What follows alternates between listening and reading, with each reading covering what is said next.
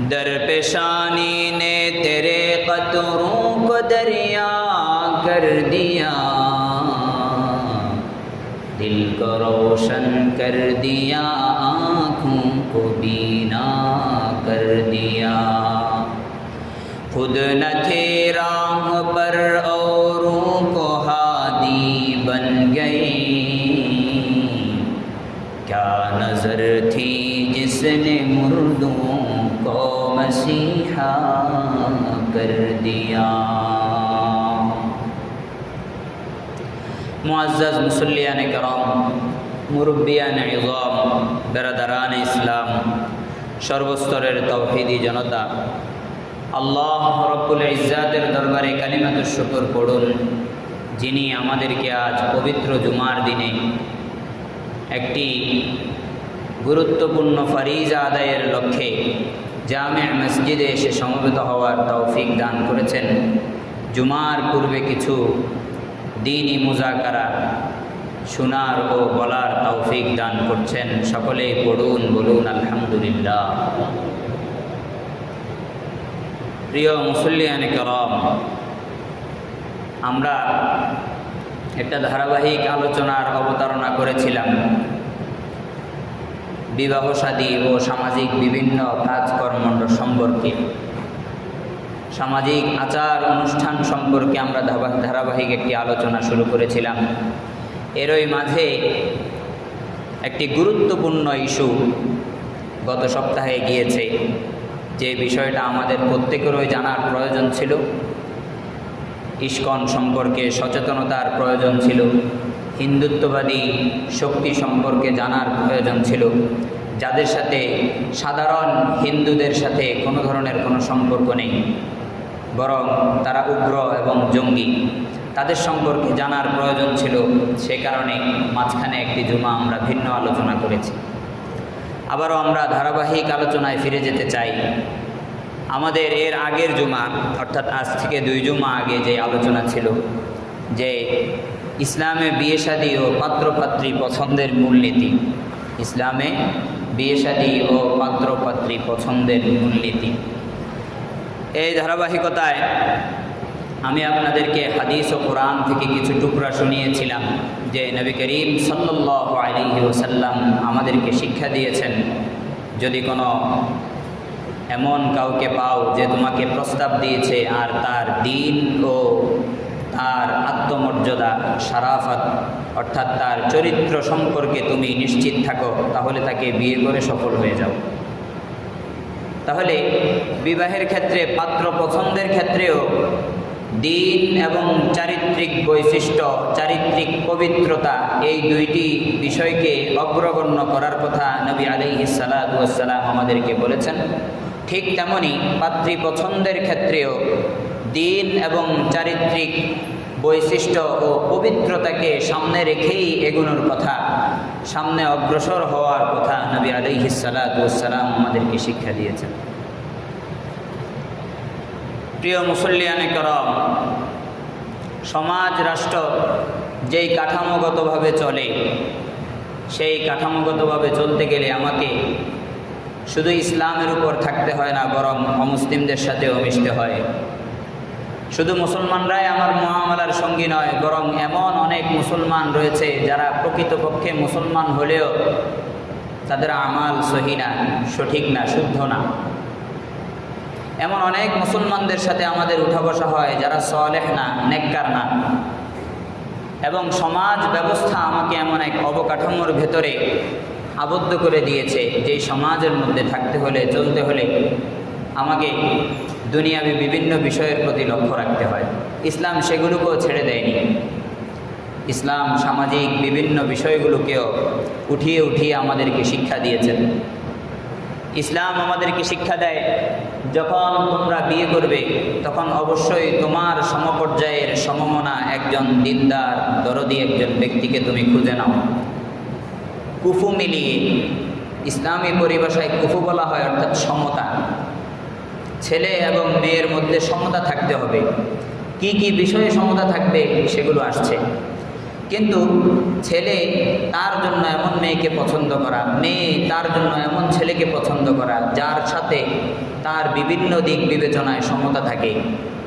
একজন দিনদার অপরজন দিনদার নয়, তাহলে কি মিলবে? ছেলেটা যখন বেদিন হবে তখন একজন দিনদার নারী তার ঘরে গিয়ে পর্দা পুশিদা, কোরআনুল কারীমের তিলাওয়াত এবং বিভিন্ন ধর্মীয় বিষয়গুলো পালনার্থে যেই চেষ্টা সে চালাবে, ওই চেষ্টা সফল হবে না, কারণ তার স্বামী দিনদার নয়। সে চায় হেজাবে আবৃত থেকে নবী করিম সাল্লাল্লাহু আলাইহি ওয়াসাল্লামের সুন্নাহ এবং তার একটি ফরিজা আল্লাহর বিধানের অনুসরণ করতে। আর তার স্বামী চায় আমার স্ত্রীকে সাজিয়ে গুছিয়ে সমাজে বিভিন্ন দাওয়াতে এখানে সেখানে যাব, মানুষ দেখবে বলবে বাহ, অমুকের মেয়ে, অমুকের স্ত্রী কতই না সুন্দর। তো দিন ভিন্ন হওয়ার কারণে, একজন দিনদার হওয়ার কারণে অপরজন বেদিন হওয়ার কারণে এই সমস্যাটা তাদের সংসারের মধ্যে ঢুকে যাবে। তাই নবী আলাইহিস সালাতু ওয়াস সালাম বলে সবার আগে দেখো দিনদার কিনা। দ্বিতীয়ত, চারিত্রিক পবিত্রতায় একটা মেয়ে উত্তীর্ণ নয়, বিবাহের আগে অনেক অপকর্মের সাথে লিপ্ত ছিল, অথবা যে ছেলেটিকে বিয়ে করছে যে ছেলেটি, ওই ছেলেটি চারিত্রিক পবিত্রতায় সুন্দর না, ভালো না, সে বরং বিবাহের আগে লম্পট, সিটি বাজিয়েছে, মহল্লায় ইপটিজিং করেছে, এমন ধরনের ছেলে যার সাথে মেয়ালিপনার বিভিন্ন গুঞ্জন শোনা যায়, বিভিন্ন মেয়েদের সাথে অহেতুক সম্পর্ক স্থাপন করেছে, এমন ছেলে যখন আসবে একজন দিনদার মেয়ের সাথে যার চারিত্রিক বৈশিষ্ট্য এবং পবিত্রতা অক্ষুণ্ণ রয়েছে, অথবা একজন খারাপ মেয়ে যখন একজন পবিত্র পুরুষের কাছে যাবে, তখন ওই পুরুষের মান, ইজ্জত, সম্মান সব কিছুকে কলুষিত করবে তার অপবিত্রতা দিয়ে। আর এমনইভাবে একজন অপবিত্র পুরুষ যখন একজন পবিত্র নারীর সংস্পর্শে আসবে, ওই পবিত্র নারীকেও তার দামান কলুষিত করবে, তাকে অপকর্মের যে এক গ্লানি সারা জীবন টেনে যেতে হবে তার স্বামীর কারণে। এই কারণে নবী আলাইহিস সালাতু ওয়াস সালাম সব কিছুকে এক পাশে রেখে বলেছে সবার আগে দেখো দিন এবং চারিত্রিক বৈশিষ্ট্য। দিন এবং চারিত্রিক বৈশিষ্ট্য, এই দুইটি যদি ঠিক থাকে সম্ভাবনা আছে অন্যগুলো ঠিক না হলেও ঠিক হয়ে যাবে, অন্যগুলো ঠিক না হলেও ঠিক হয়ে যাবে। তাই নবী আলাইহিস সালাতু ওয়াস সালাম আমাদেরকে বলেছেন সমতা বজায় রেখে বিয়ে করার জন্য। হযরত আয়েশা রাদিয়াল্লাহু তাআলা আনহা, তার একটি হাদিস এসেছে ইবনে মাজাহ শরীফের মধ্যে, নবী করিম সাল্লাল্লাহু আলাইহি ওয়াসাল্লাম বলেন তাখায়্যারু লিনুতফিকুম ওয়ানকিহুল আকফা ওয়ানকিহু ইলাইহিম। নবী করিম সাল্লাল্লাহু আলাইহি ওয়াসাল্লাম ইরশাদ করেন তোমরা তোমাদের পরবর্তী প্রজন্ম যারা আসবে তাদেরকে ঠিক করার জন্য উত্তম মহিলা নির্বাচন করো। তাখায়্যারু লিনুতফিকুম, তোমাদের ভবিষ্যৎ প্রজন্মের জন্য তোমরা এমন কাউকে নির্বাচন করো যে কিনা উত্তম চরিত্রের অধিকারী, এমন একজন মহিলাকে নির্বাচন করো। মহিলাকে বলে উত্তম চরিত্রের একজন পুরুষকে নির্বাচন করো, যার মাধ্যমে তোমার ভবিষ্যৎ প্রজন্ম সুন্দর হয়ে যাবে, যার মাধ্যমে তোমার ভবিষ্যৎ প্রজন্ম সোজা হয়ে যাবে। নবী করিম সাল্লাল্লাহু আলাইহি ওয়াসাল্লাম হাদিসের দ্বিতীয় অংশের মধ্যে বলেন ওয়ানকিহুল আকফা, পুরুষদেরকে উদ্দেশ্য করে বলে হে পুরুষ সকল, তোমরা যখন বিয়ে করবে তখন সমতা বজায় রেখে বিয়ে করো। তারপর মহিলাদেরকে রাসূলুল্লাহ সাল্লাল্লাহু আলাইহি ওয়াসাল্লাম বলেন ওয়ানকিহু ইলাইহিম, আর যখন মহিলাদেরকে বিয়ে দেওয়া হবে তখন তাদেরকেও যেন সমতা বজায় রেখে এমনভাবে বিয়ে দেওয়া হয় যাতে তার মধ্যে কোনো ধরনের অসামঞ্জস্যপূর্ণতা না থাকে। সামঞ্জস্যপূর্ণতা এবং মুতাদিল ইনসাফ, একটা সুন্দর সংসার যেন উভয় মিলে করতে পারে সেই তৌফিক যেন আল্লাহ তাদেরকে দেয়। সেই জন্য দুনিয়াবি কিছু বৈশিষ্ট্য এবং দুনিয়াবি কিছু স্টেপকে ফলো করে যেতে হবে। দিনদারি এবং চারিত্রিক পবিত্রতাকে সবার আগে অগ্রগণ্য করবেন। তারপর নবী করিম সাল্লাল্লাহু আলাইহি ওয়াসাল্লাম আরও কয়েকটি বিষয়ের কথা বলেছেন। ফুকাহায়ে কেরাম ফিকহের কিতাবগুলোর মধ্যে লেখেন এই সমস্ত বিষয়গুলো অনেক সময় জরুরি হয়ে দাঁড়ায়। এই সমস্ত বিষয়গুলো অনেক সময় জরুরি হয়ে দাঁড়ায়। দিন এবং চারিত্রিক বৈশিষ্ট্য তো অগ্রগণ্য হতেই হবে। যদি দিন থাকে, চারিত্রিক বৈশিষ্ট্য থাকে, অন্য যেই তিনটি আছে এটিকে ছেড়ে দেওয়া যাবে। কিন্তু অন্য তিনটা পেলাম, দিন পেলাম না, চারিত্রিক বৈশিষ্ট্য পবিত্রতা পেলাম না, তাহলে সেখানে অগ্রগণ্য হওয়া যাবে না। তার মানে বোঝা গেল দিন এবং চরিত্রকে প্রাধান্য দিয়ে বাকিগুলো খুঁজতে হবে। খোঁজা কোনো কিনা খারাপ না, খোঁজা বরং ভালো। নিজের সাথে সমতা রক্ষা করা, নিজের বংশীয় মর্যাদা এবং নিজের সামাজিক অবস্থান, নিজের দিনদারি, নিজের মাল সম্পদ, নিজের হুসন ও জিনাত সব কিছুকে সমতার মানদণ্ডে দাঁড় করানো, এটা খারাপ কিছু না, এটা ভালো। তবে সবার আগে দেখতে হবে দিনদারি আছে কিনা, চারিত্রিক পবিত্রতা আছে কিনা। যদি দিনদারি থাকে, চারিত্রিক পবিত্রতা থাকে, তবেই আমরা পরের তিনটিকে খুঁজতে যাব, তবেই আমরা পরের তিনটিকে খুঁজতে যাব। এই দুইটিতে যদি আমি ফলস হই, এই দুইটি যদি আমার ঠিক না থাকে, পরের তিনটির কোনো প্রশ্নই আসে না, পরের তিনটি সম্পর্কে কোনো আলোচনাই নাই, বরং আমি সেখানে গায়রে হাজির থাকাই ভালো। আর পরের তিনটি কামা হাক্কুহু একবারে পরিপূর্ণভাবে পেয়ে গেলাম, কিন্তু এই দুইটি আমি পেলাম না, তাহলে সেখানেও এগোনো যাবে না। সেখানে বৈশিষ্ট্য যেহেতু আসলটাই নেই, তাহলে নকল নিয়ে বসে থাকার কোনো সুযোগ নেই। তাহলে সেই বিষয়গুলো কি? দিন এবং চরিত্র ছাড়া আরও যেই তিনটি অথবা চারটি একাধিক বিষয়গুলো আছে, সেগুলো কি সমতা বজায় রাখতে হয়। নবী করিম সাল্লাল্লাহু আলাইহি ওয়াসাল্লাম হাদিস শরীফের মধ্যে বলেন, তুনকাহুল মারআতু লিআরবাইন লিমালিহা ওয়া লিহাসাবিহা ওয়া লিজামালিহা ওয়া লিদীনিহা ফাযফার বিযাতিদ দীনি তারিবাত ইয়াদা। নবী আলাইহিস সালাতু ওয়াস সালাম বলেন, একজন মহিলাকে সাধারণত চারটি জিনিস দেখে বিয়ে করা হয়। একজন মহিলাকে যখন বিয়ে করা হয় অথবা তাকে বিয়ে দেওয়া হয়, একজন পুরুষ তাকে তার ঘরে আনার সময়, তার ঘরে তার সংসারে আনার সময় তার মধ্যে চারটি বিষয় সাধারণত দেখে থাকেন। চার বিষয়ের মধ্যে এক নম্বর বিষয় হলো মহিলার বাবার ধন সম্পদ, মহিলার বাবার ধন সম্পদ। তারপরে দ্বিতীয় একটি বিষয় হলো মহিলার বংশীয় মর্যাদা, সামাজিক স্ট্যাটাস কেমন, ওই মহিলার বাবা সমাজে কেমন রূপান্তরে অবস্থান করে, মহিলার বাবা সামাজিক মানুষের সাথে কেমন উঠা বসা করে। তারপরে নবী আলাইহিস সালাতু ওয়াস সালাম বলে, তারপরে দেখে ওই মহিলাটা সুন্দর আছে কিনা, মনে ধরে কিনা। এই তিনটি জিনিস দেখার পর মানুষ সাধারণত দেখে লিদীনিহা, তাদের ধর্ম ঠিক আছে কিনা, তাদের দিনদারি ঠিক আছে কিনা।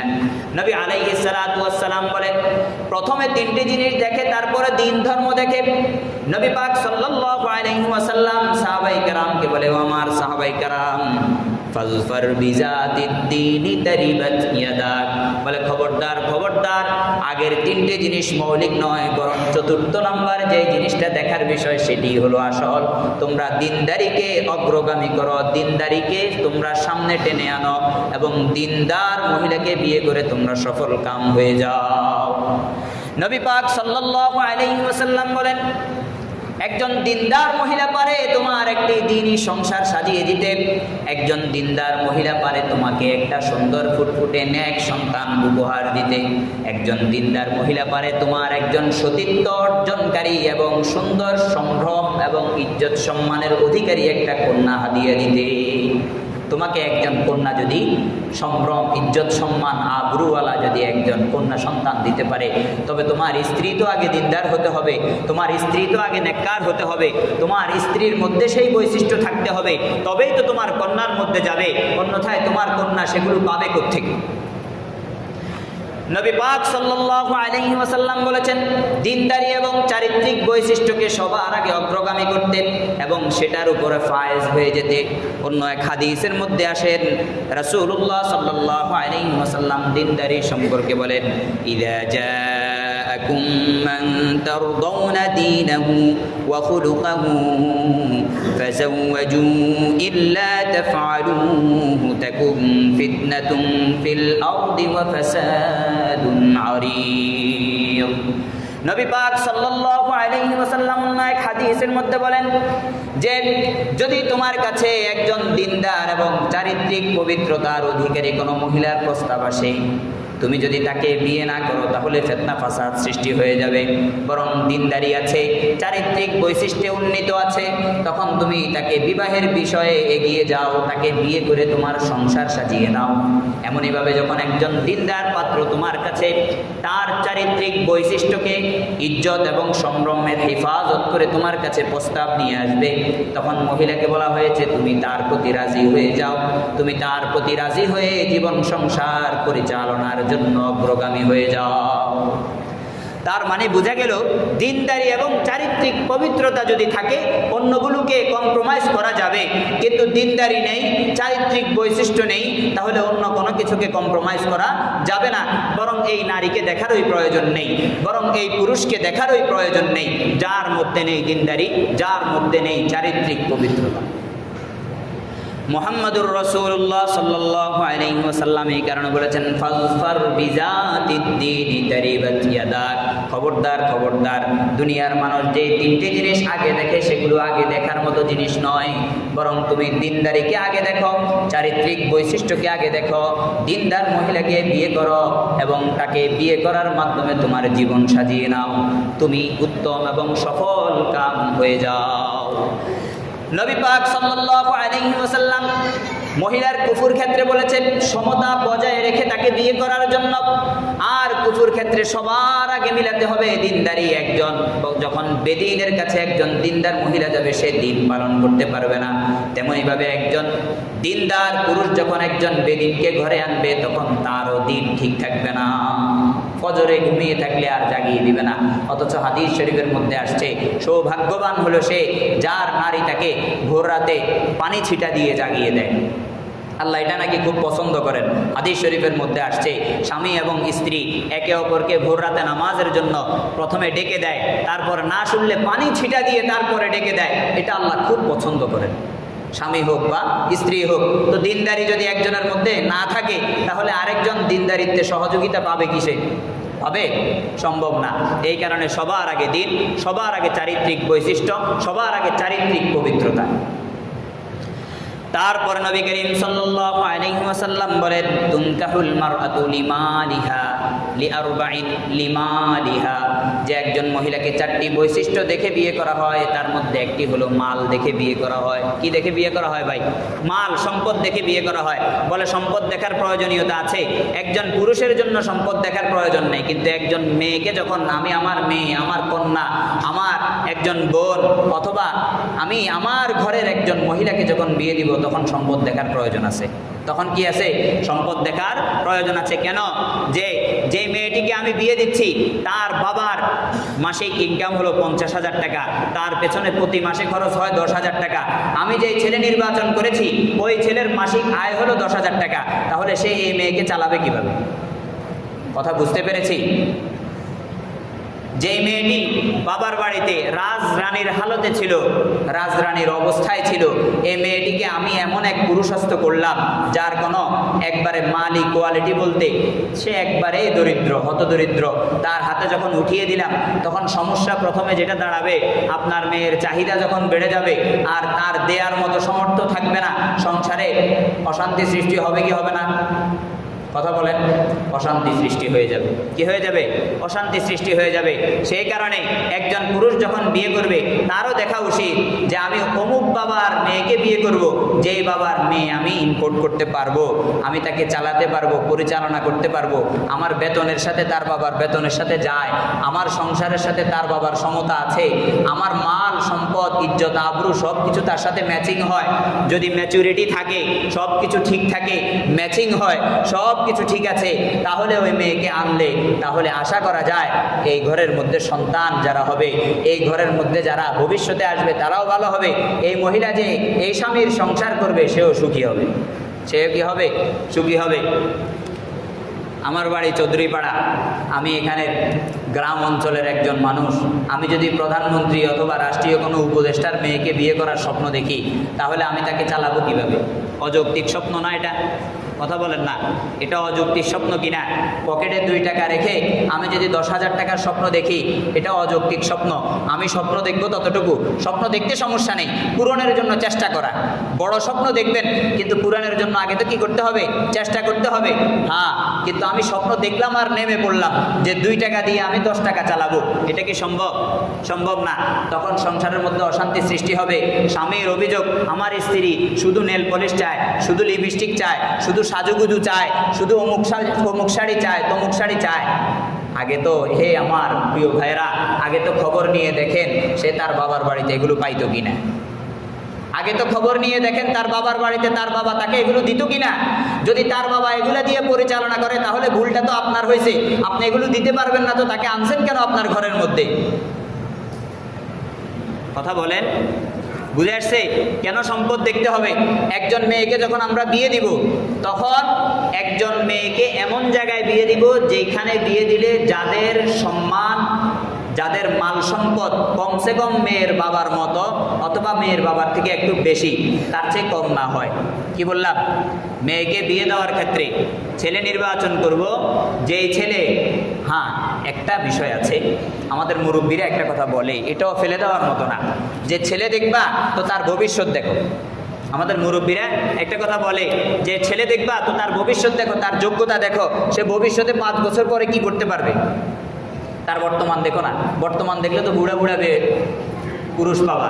কারণ এস্টাবলিশ হইতে হইতে আমাদেরকে এমন এক শিক্ষা কারিকুলাম আমাদের ঘাড়ের উপর চাপাইয়া দিছে, আমাদের একটা পুরুষ চাইলেও 30 বছরের আগে এস্টাবলিশ হইতে পারে না। কি বললাম? চাইলেও পারে না। তো সেক্ষেত্রে তার যোগ্যতা দেখা, যে এই ছেলেটা হ্যাঁ এফোর্ড করতে পারবে কিনা।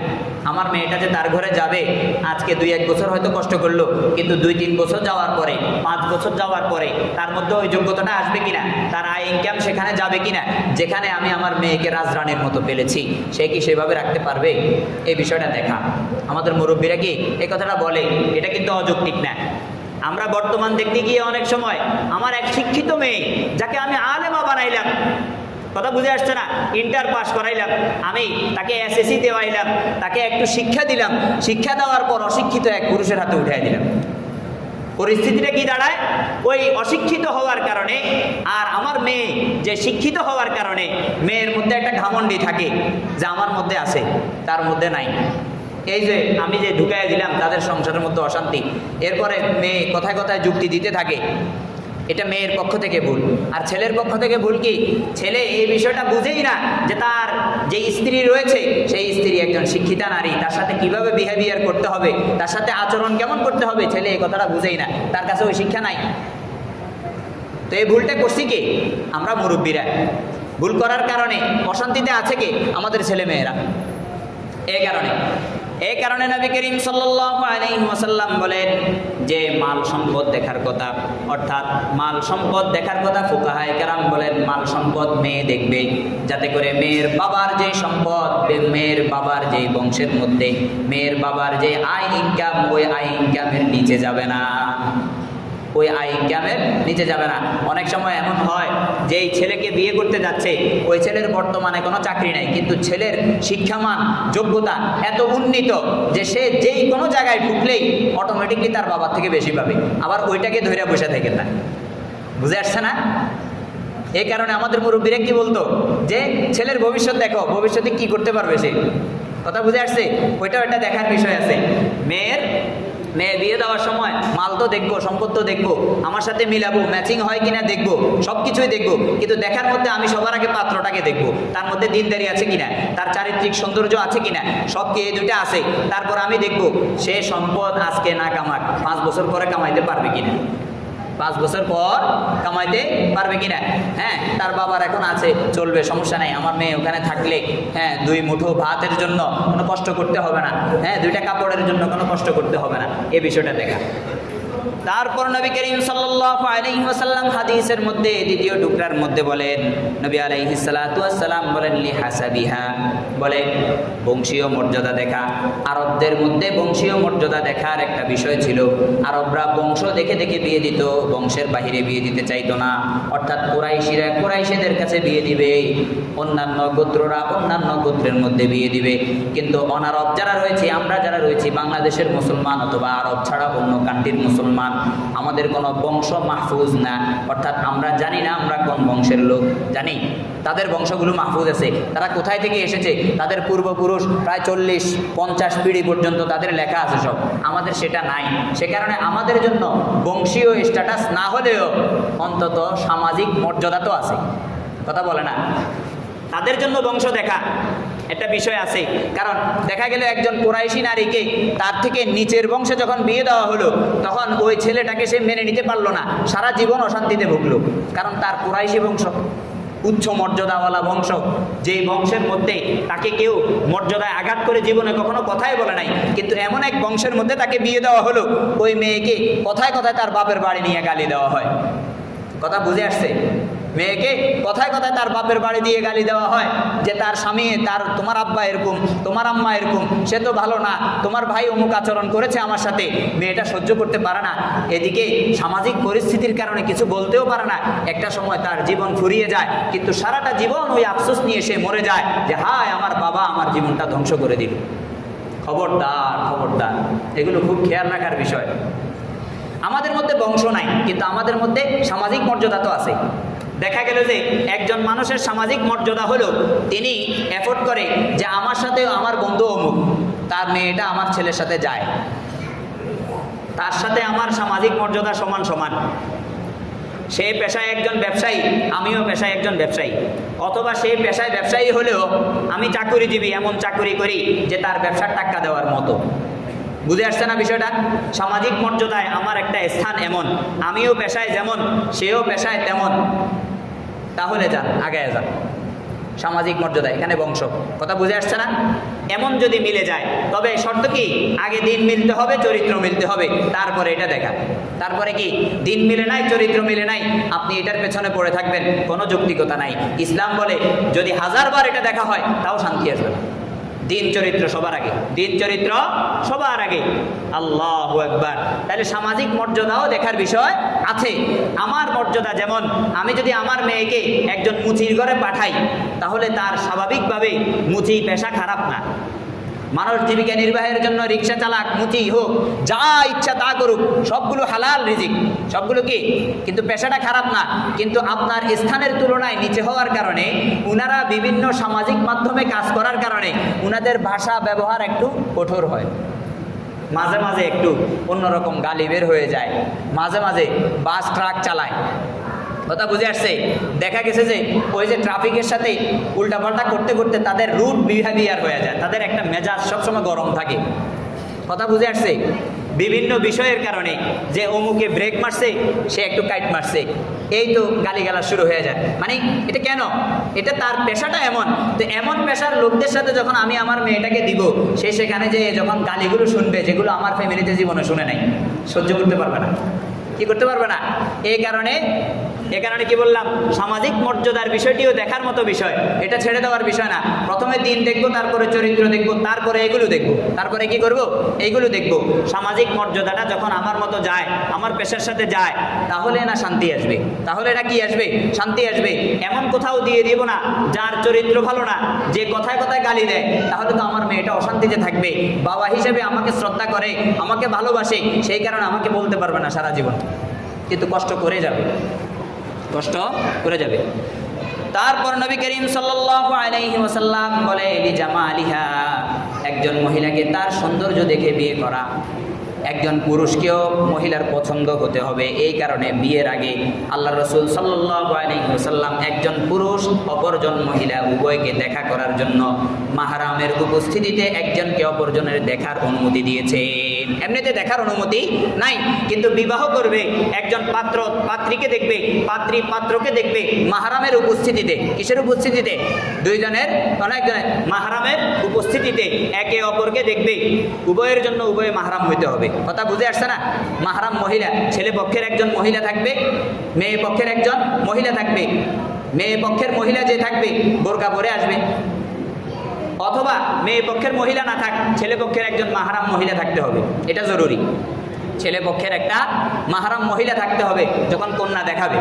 তো এই যে দেখা দেখির ব্যবস্থা, এটা কেন করেছে? যাতে এমন না হয় বিয়ে করে ফেললাম মুখস্থ, তারপরে বউকে দেখে আর মন ভরে না, বাইরে গিয়ে পরনারী দেখি। বিয়ে করে ফেললাম মুখস্থ, স্বামীকে দেখে ভালো লাগে না, ওই যে কলেজ ইউনিভার্সিটিতে পড়ার সময় যাদেরকে দেখছি তাদের সাথে এখনো লাইন আছে। এটা যেন না হয়। পছন্দ করে বিয়ে করা। কি বললাম? পছন্দ করে বিয়ে করা, এটারও একটা বিষয় আছে। হ্যাঁ, আমার মনে ধরতে হবে যে মহিলাটাকে আমি আমার ঘরে আনবো, সে আমার ইজ্জতের হেফাজত করবে কিনা, এই বিষয়টি আমাকে বিবেকে রাখতে হবে। এই বিষয়টিকেও আমাকে ভাবতে হবে। এই বিষয় সম্পর্কেও আমাকে কি করতে হবে? ভাবতে হবে। হ্যাঁ, এবং মেয়েরও ছেলেকে পছন্দ হইতে হবে। জোর করে বাবা মেয়ের উপর কোনো একটা ছেলে নিজের পছন্দ মতো চাপায়া দিবে, ইসলাম এই সমর্থন করে না, এবং বাবাকে এই অধিকার দেওয়া হয়নি।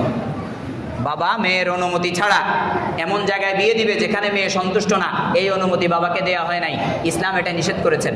ইসলাম কি করেছেন? আসতেছে সামনে। তাহলে কি বললাম?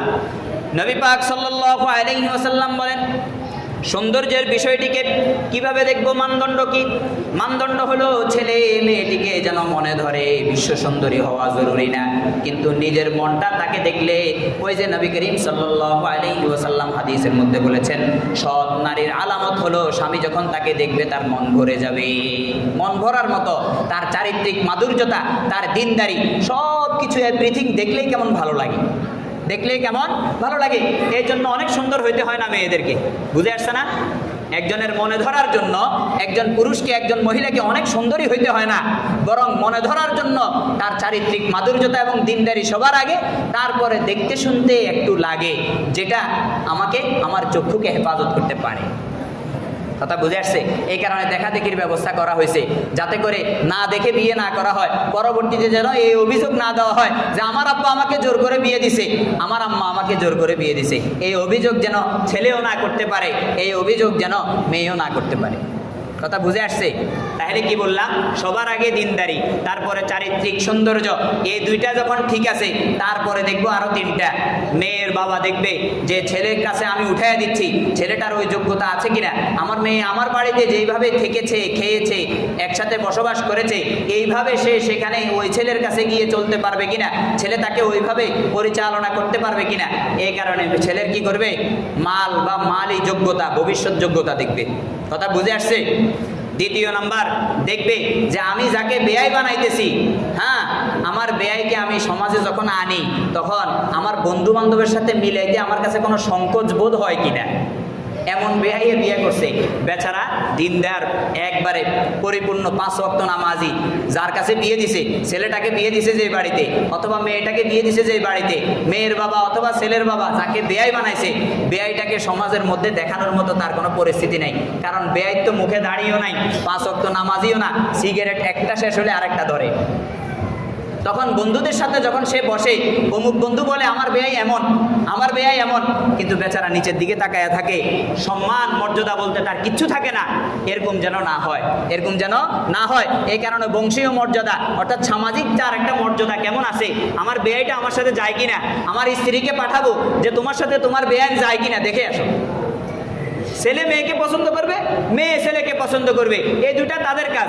বাকি বংশীয় মর্যাদা, অন্যান্য বিবেচনাগুলো, এগুলো বাবা মা দেখবে। কি করবে? বাবা মা এগুলো দেখবে। তাহলে অনেক বিষয় আছে কিনা আমরা জানি না, আমরা মনে করি যে এটা খুব সহজ। আমরা বিয়ের অন্যান্য কুসংস্কারগুলোকে কঠিন বানায় দিছি, কিন্তু যেগুলো করা দরকার ছিল সেগুলো করি না। যেগুলো আসলে দেখা দরকার ছিল, শান্তি, সুশৃঙ্খলা এবং সামাজিক প্রতিষ্ঠায় একটি সুন্দর সংসারের জন্য, সমাজে একটি সুন্দর সংসারের জন্য, যে সংসার একটা সামাজিক লোক, একজন দিনদার আমাকে হাতিয়ে দিবে, তোহফা দিবে, যার মাধ্যমে সমাজ, রাষ্ট্র ব্যবস্থা সবকিছু অবকাঠামো সুন্দর হবে, এরকম ব্যক্তি আনার জন্য আমার কোনো ফিকির নাই। আমার ফিকির হইল যে প্রস্তাব আসছে, মেয়ের মা কয় যে ছেলে এটা তো জাপানে থাকে না বা ইউরোপ কান্ট্রির কোথাও থাকে না, থাকে তো মধ্য এই আপনার কি যেন বলে সৌদি আরব বা ওই মধ্যম দেশ যেগুলো আছে এগুলোর মধ্যে থাকে, হবে না।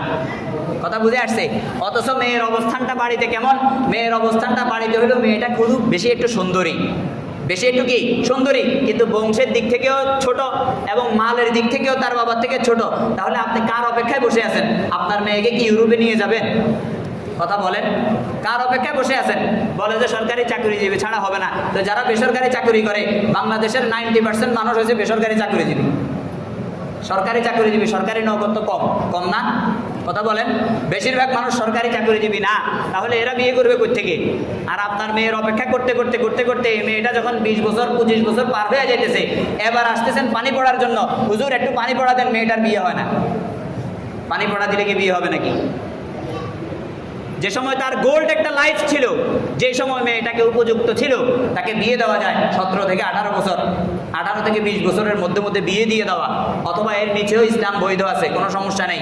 এগুলো আমাদের কিছু নাস্তিক্যবাদদের প্ররোচনায় পড়ে আমাদের রাষ্ট্রের কিছু ভুল সিদ্ধান্ত।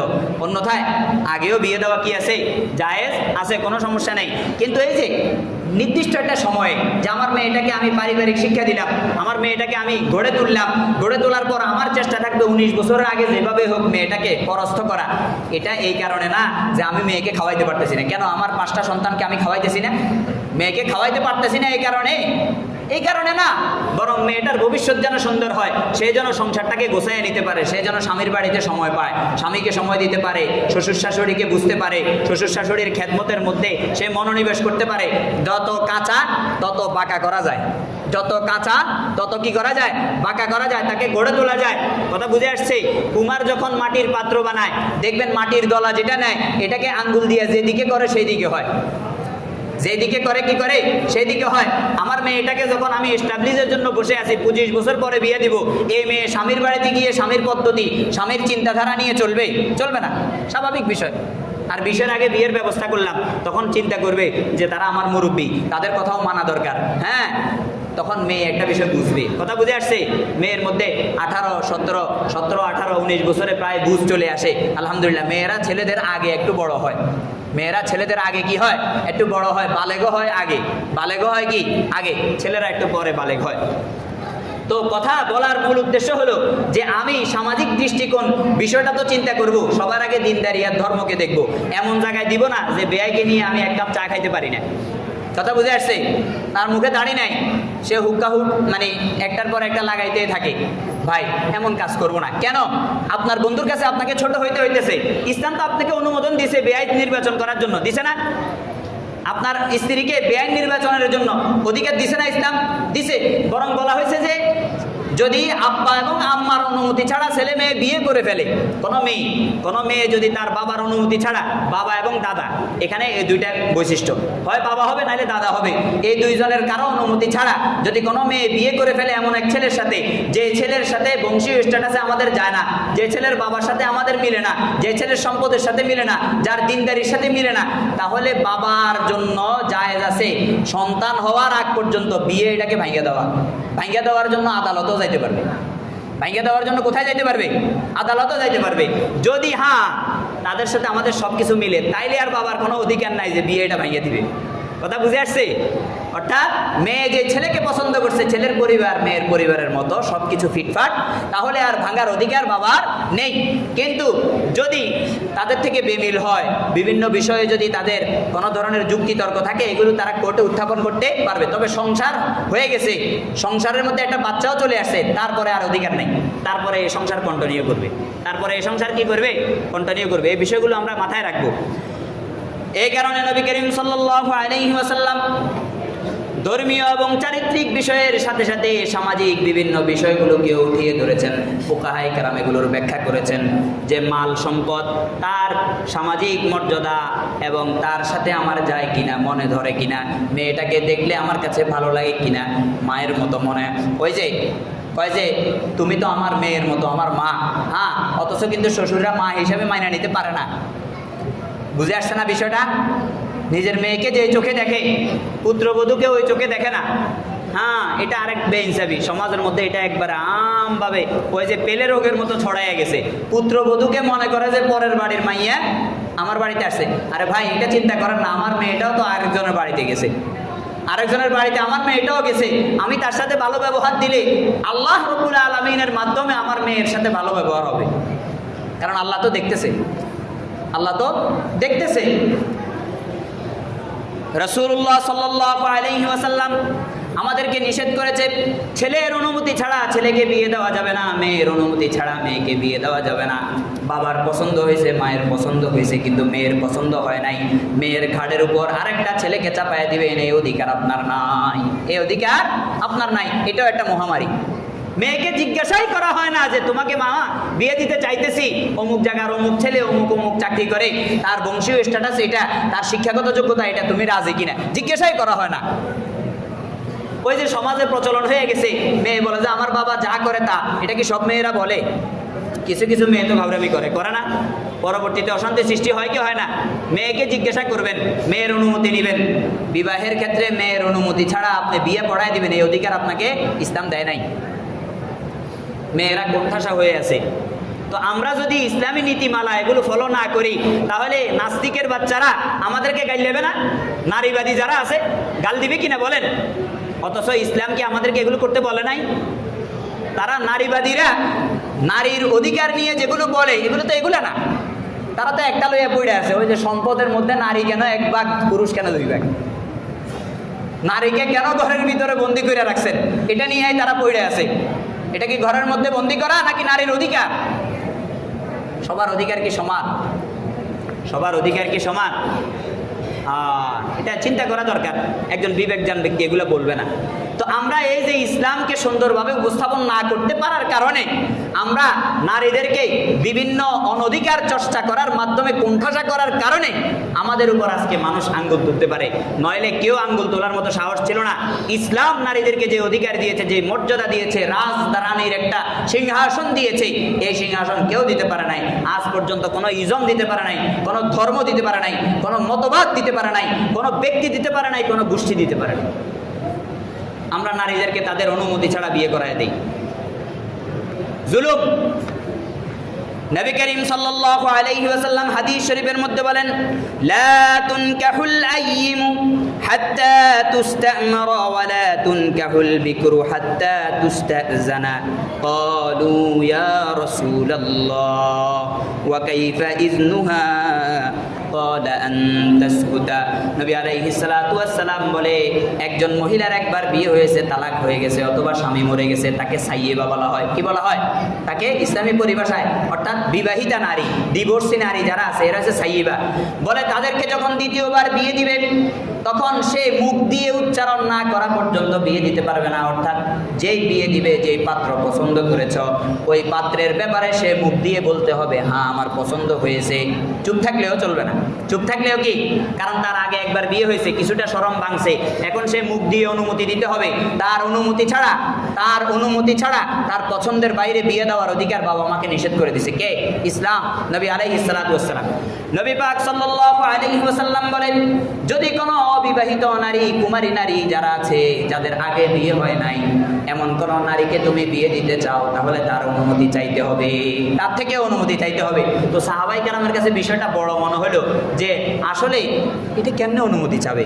সাহাবায়ে কেরামের কাছে একজন কুমারী নারী, তার সাথে কথা বলতে একটা শরম লাগে না? বিবাহিতা নারীর শরম কম, কুমারী যে নারী তার শরম লজ্জা বেশি। সাহাবায়ে কেরাম প্রশ্ন করলেন, ক্বালু ইয়া রাসূলুল্লাহ ওয়া কাইফা ইযনুহা? বলে, ইয়া রাসূলুল্লাহ, তার অনুমতি কিভাবে নিব? তার থেকে আমি তো কথা বললাম, কিন্তু সে তো মুখে কিছু বলবে না, কারণ তার লজ্জা বেশি, তার সম্মান এখনো ভাঙে নাই, তার সতীত্ব এখনো তার সাথে আছে, তার একটা ব্যাপার স্যাপার আছে, সে তো কথা বলতে চাইবে না। আমি তো বললাম, সে তো অনুমতি কেমনে দিবে? রাসূলুল্লাহ সাল্লাল্লাহু আলাইহি ওয়াসাল্লাম বলেন, আন তাসকুতা। বলে, তুমি যখন তার কাছে উত্থাপন করবে, সে যদি চুপ থাকে তাহলে বুঝে নিবে সে সম্মত আছে, আর যদি সে তোমার কথা শুনে চুপ না থাকে তাহলে সে সম্মত নয়। চুপ থাকলে অনুমতি, মুচকি হাসি দিছে অনুমতি, জোরে জোরে কান্না করছে এটা অনুমতি না। জোরে কান্না করার মানে হলো হায় রে আমার আব্বা, এটা ফুকাহে কেরাম লিখছেন কিতাবের মধ্যে, আমার আব্বা আমাকে এমন জায়গায় দিতেছে যেখানে আমার যাইতে মন চাইতেছে না। তো প্রিয় ভাইরা আমার, সর্বশেষ একবারে শেষের দিকে এসে বলবো, কোরআনুল কারীমের মধ্যে আল্লাহ রাব্বুল আলামিন বলছেন ওয়ালা তানকিহুল মুশরিকাতি হাত্তা ইউমিননা ওয়ালা আমাতুম মুমিনাতুন খায়রুম মিন মুশরিকাতিন ওয়ালাউ আ'জাবাতকুম ওয়ালা তুনকিহুল মুশরিকিনা হাত্তা ইউমিনু ওয়ালা আবদুম মুমিনুন খায়রুম মিন মুশরিকিন ওয়ালাউ আ'জাবাকুম। সৌন্দর্য দেখে বেকা হয়ে যাবেন না, দিন এবং ধর্মকে প্রাধান্য দিবেন। এক নারীকে ভালো লাগছে তো যুবক, তাকে ছাড়া আর কিচ্ছু বুঝে না, অথচ আল্লাহ রাব্বুল আলামিন বলে খবরদার খবরদার, দিনদার মহিলা দিনদার পুরুষের জন্য উত্তম, বেদিন মহিলা বেদিন পুরুষের জন্য উত্তম। তো আল্লাহ রাব্বুল আলামিন আমাদেরকে বুঝে শুনে আমাদের সামাজিক পরিস্থিতির আত্মীয়গুলোকে সুন্দর করার চেষ্টা করার জন্য তৌফিক দান করুন, এবং আমাদের ছেলে মেয়েদেরকে বিয়ে দেওয়ার ক্ষেত্রে ইসলামের নীতিমালা, ইসলামের বিভিন্ন সৌন্দর্যগুলোকে সামনে এনে চিন্তা ভাবনা করে বিয়ে দেওয়ার তৌফিক দান করুন, যাতে করে পরবর্তী প্রজন্মের মাঝে কোনো ধরনের অশান্তি না থাকে। আল্লাহ রাব্বুল আলামিন আমাদের পরিবারগুলোকে সুন্দরভাবে পরিচালনা করার জন্য আমাদেরকে তৌফিক দান করুন। আমিন। ওমা আলাইনা ইল্লাল বালাগ। যারা 4 রাকাত সুন্নাত আদায় করেনি আমরা